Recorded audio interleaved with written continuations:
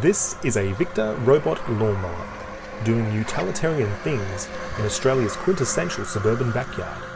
And a piece of tech like this is the way people around the world manage their time in a time-poor society. Or does it?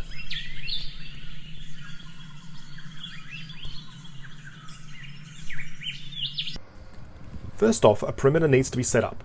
Included is a roll of insulated boundary wire and plastic pegs that, when connected to the charging station, runs an electrical current. In turn, that current prevents your new, expensive autonomous mower from hitting objects or tumbling into your garden abyss. Set the wire 10 centimeters to 40 centimeters from the edge of your obstacle. Making sure to set up the included charging station in an area where the robot mower has enough room to navigate itself to the docking points is imperative. Or, like you can see here, you will find the wheels will tear up your grass as it tries to complete a 100-point turn. After 10 minutes or so, depending on your backyard, you will have set up your perimeter and you're ready to sit back and crack that hard-earned beer. Well, not quite. Set your mower height. I recommend starting at 60mm, then working your way down. Setting the cut at 20mm will more than likely end up having your wires cut by the mower's razor-sharp blades. The control panel includes a handy stylus. To help you navigate the screen, enter your security pin and the settings that best suit your needs. The robot mower will start in test mode, then start its cutting process. Now the pros and cons.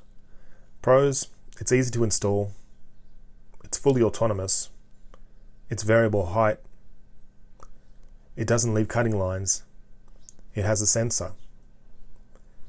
It saves your precious time, so you can spend it with your family.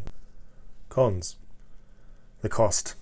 Currently, at the time of this video, the Victa autonomous mower is $12.99 from Bunnings Warehouse in Australia.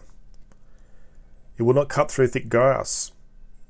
Every now and again, I've noticed, will stop in the middle of the yard for no reason. Turning the mower off and on again usually fixes it.